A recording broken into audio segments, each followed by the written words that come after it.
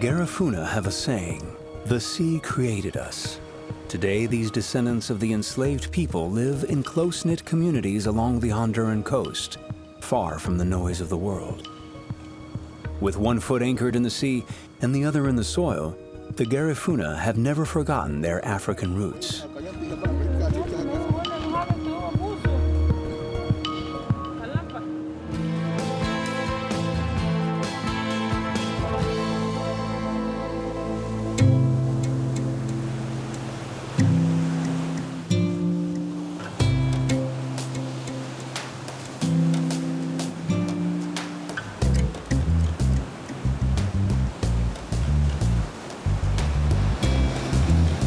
For the Garifuna sailors, the day begins at dawn.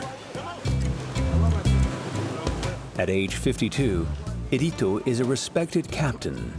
A lifelong fisherman, the ocean holds no secrets for him. Launching is a delicate business. It can't be done lightly. You see, Mark, the waves here can be treacherous. They can make launching the boat difficult. You have to watch for a series of 3 waves and wait for the right moment.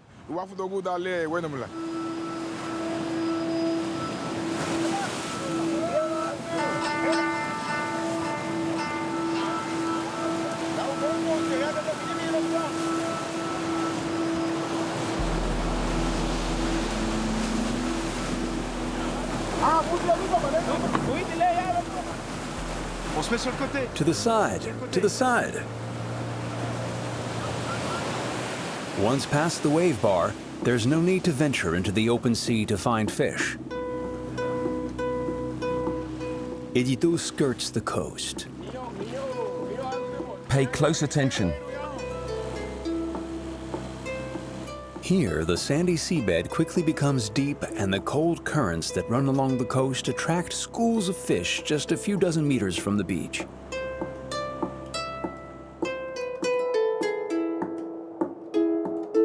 The story of the Garifuna began in the Caribbean, on the island of St. Vincent. Survivors of slave shipwrecks mixed with the indigenous Arawak population on the island. Driven out by the English, they arrived on the Honduran coast just over 2 centuries ago. Today, they're a distinct people in Latin America. Hey, how was the fishing? We didn't catch anything.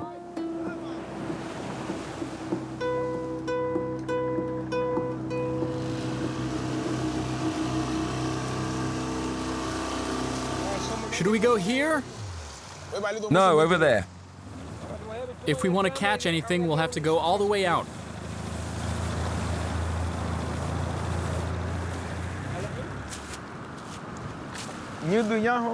The fish are clever. They're always on the move. To spot them wriggling on the surface, you need to have eyes everywhere. We get help from people on the beach who shout and point out the fish. How can the kids on the other beach tell you where to go when you're out here? How do they know?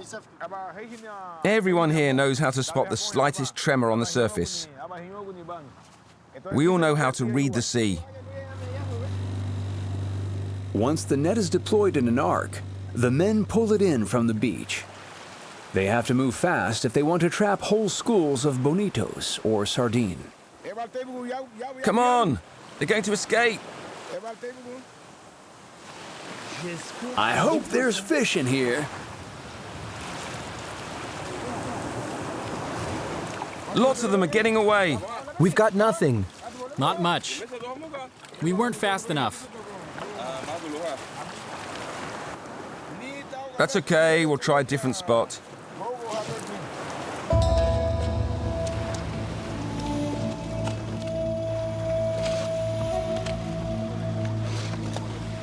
Can you see anything? Keep an eye on the birds.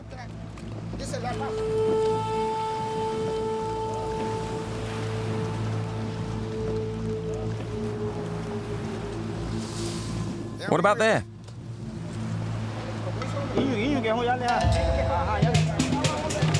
And we're off. It's like a rodeo at sea.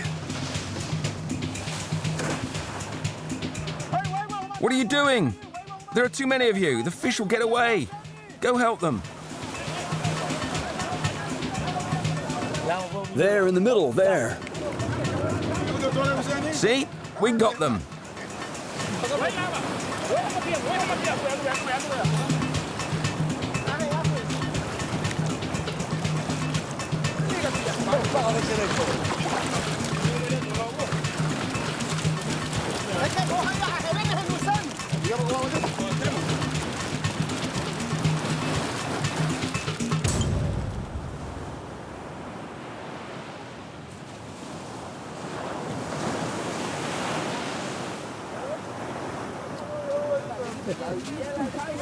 The return of the fishermen is always an exciting occasion. The catch is shared between the fishermen, then sold to members of the community. Come on, let's start dividing them up. There's a fish in there, in the hole.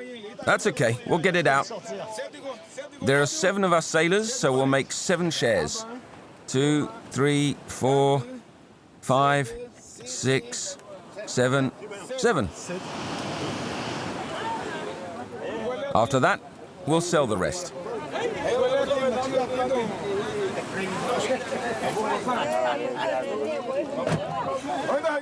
Come on, let's go. Take your pick. Go ahead.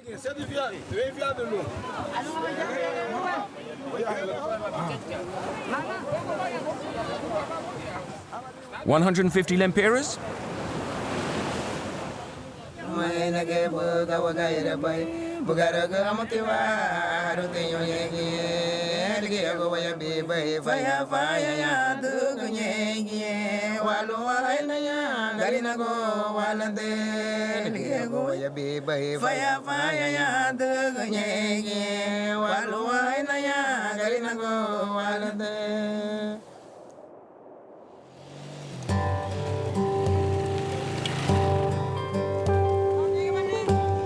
Lost on a pristine coastline, Punta Piedra is home to around 2,000 inhabitants. 400 families live here without running water or electricity. All of them are Garifuna.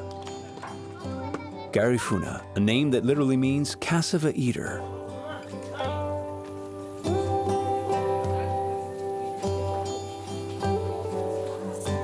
Behind the village, the foothills of the American Cordillera are like a different kind of ocean. A series of waves formed by steep hills covered with tropical vegetation.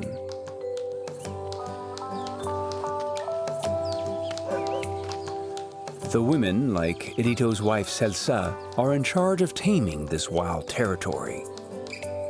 These lands were a terra nullius, a no man's land before the Garifuna settled here. It's quite a walk. Yes, a 20-minute climb every day, like our fathers and mothers before us and our children after us.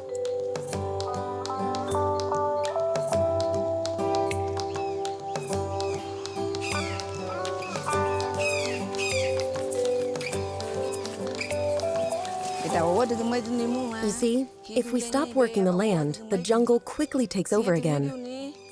Here, 15 years ago, there was a plot of land. Now, it's forest.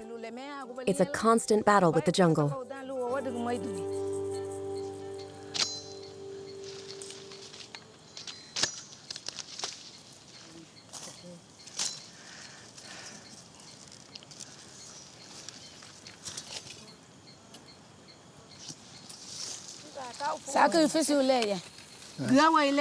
We have to work like horses. It's such an ordeal. We need to weed every day. Weeding, cutting, replanting, over and over again. It's a huge sacrifice. So do we cut this as well? Yes, cut that too. That's a good one, huh? Very nice.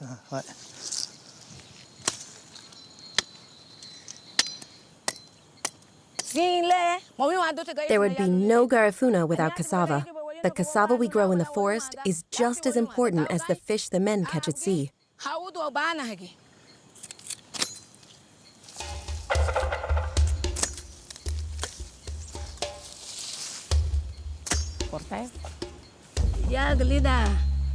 No one owns their own private land here. The community distributes plots to families. The community holds the sole title to all our land, to all the vast territory you see here.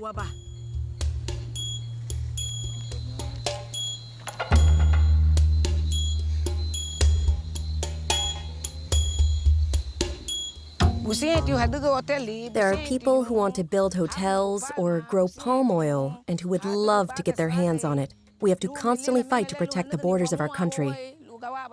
We can't let them take over our land. This is Garifuna land. We were born here and we'll die here. We'll never leave. This is our home.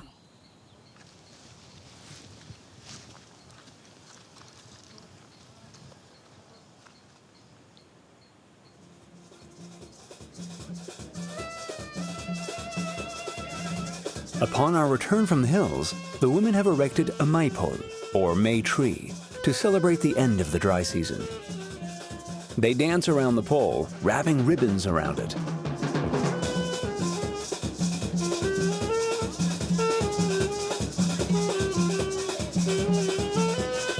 In the center, as a symbol of the passage from one season to the next, a woman sweeps her front yard.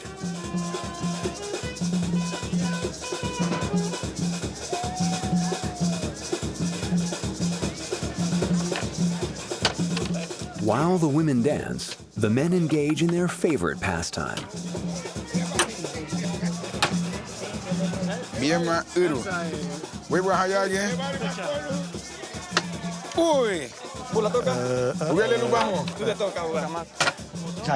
I can't seem to hit it like them. I keep hurting my fingers. 2 and 6.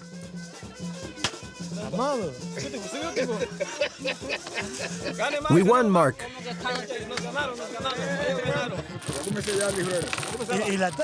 The table's been worn down by the game, by these dominoes, right?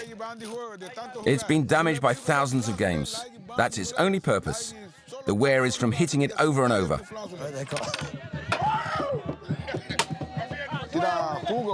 The whole village comes here to play when it's hot. It's our hobby. We even take the game out to sea. We play whenever we take a break. You guys are cheating. If we get you talking, maybe you'll lose.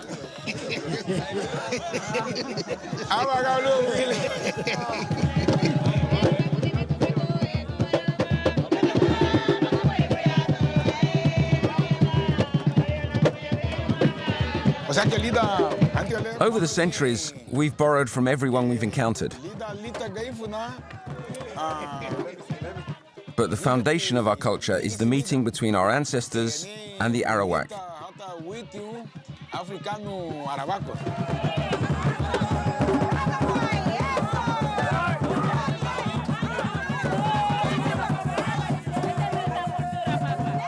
With their African rhythms, Caribbean sounds, and European dances, along their path to escape slavery, the Garifuna have drawn on all sorts of influences to create their own culture.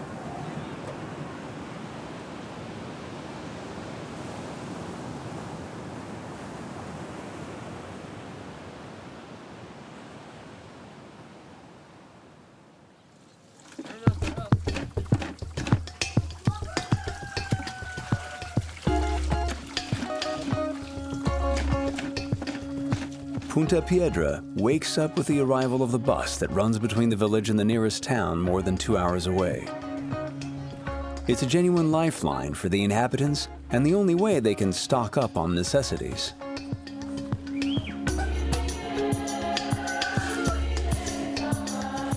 Cassava remains their main source of food. The female neighbors come together and set about preparing it. The task will keep us busy all day.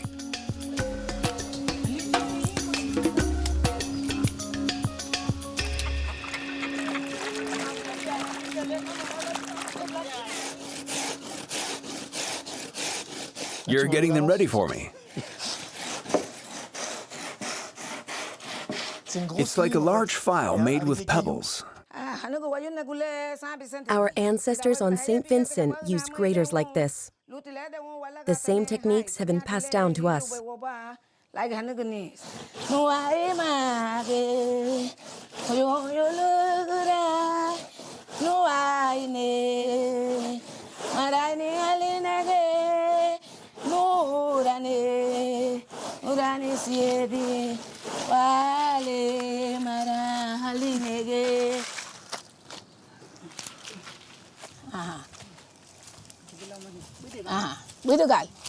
Okay, it's enough.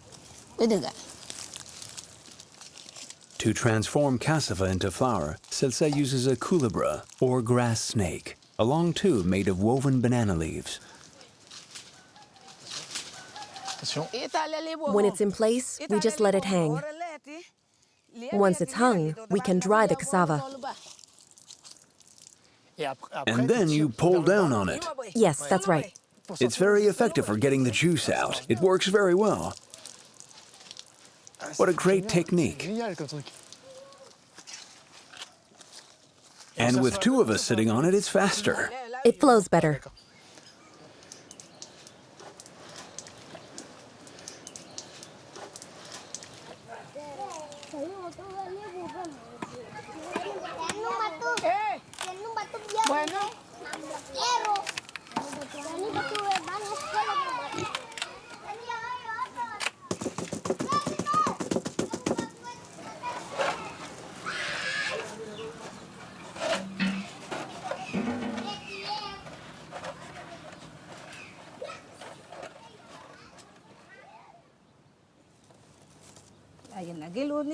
Come on, help me make the first pancake. Mother of God. Spread it out.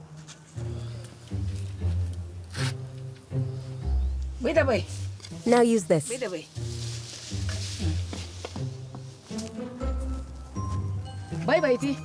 Hit it, hit it. Ah, ok.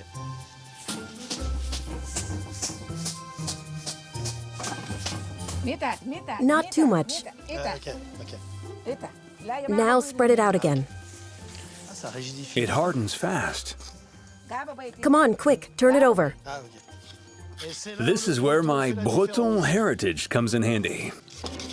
Oh, flou. Oh shoot, I went too Trop fast. vite. What a mess. Don't touch anything. I'll make one myself.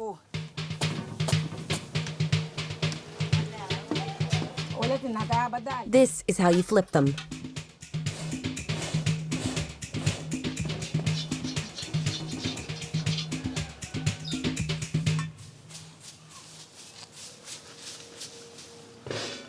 Ouais, c'est du pain. It's bread. Incroyable. Unbelievable. Pas d'eau, pas No de water, sel, no salt, juste du manioc. just cassava.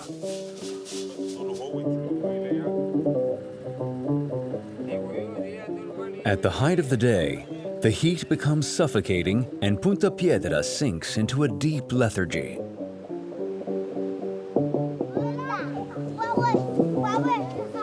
It's not until the end of the day that a sea breeze finally picks up.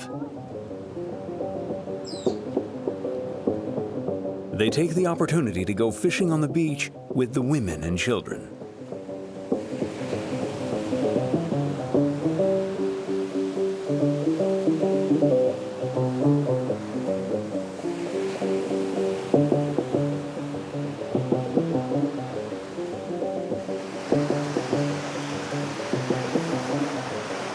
Ah oui, il y a. Oh yeah, here. They move fast. Regarde, il y en a un là, regarde. There's one there, look. Ah, Go vas-y, ahead. Vas-y, vas-y. Hop. Great. It's like a velvet crab. Very small and pretty.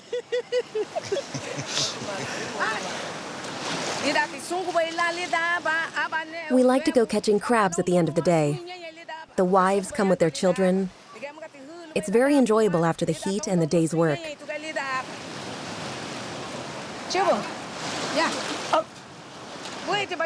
Nice form. Much better than the pancake.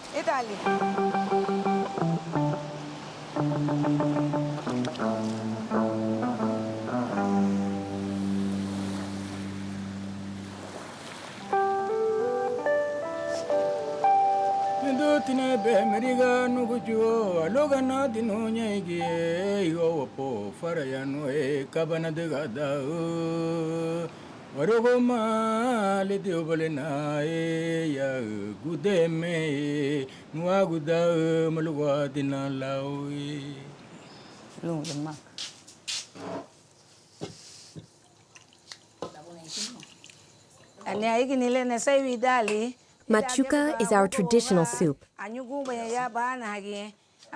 The base is coconut milk and mashed bananas. In this case, it's lobster, but it can be made with fish. Here, Thank you. they're good for you and full of vitamins. If I could catch them myself, I'd eat them every day.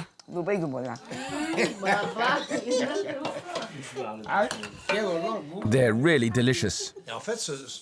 The dish really brings together the produce of the land, the vegetable garden, and the sea. Yes, that's right. We use the resources provided to us by the land and combine everything it gives us into our cooking. Listen, machuca is a strong symbol of Garifuna culture. It's the result of mixing, just like us. You see, it's like our language. It's a blend of African, French, and Arawak words. This language is the glue that binds us together. We're proud of it. Here it's one for all and all for one. There's no distinction between us. You saw it when we went fishing. We all go out together and we all come back together. We're neither rich nor poor, but thanks to God, that's enough for us. Because you're free. Here, we're all descendants of enslaved people, but they were never really slaves. And that's in our blood mark.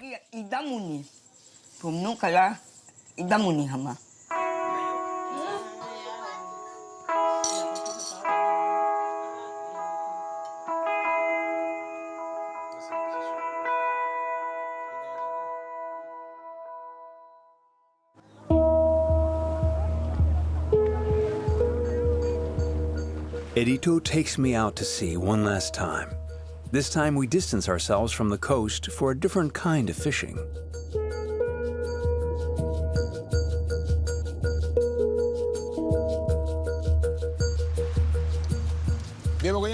Do you think it's full? I hope so. It's heavy. Come on, Mark. Help us pull it in. It weighs a lot.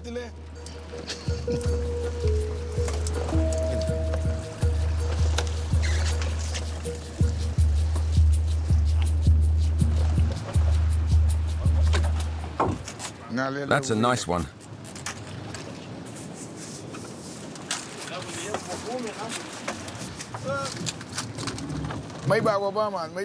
People are going to be happy. Lobster for everyone tonight. Not bad, eh?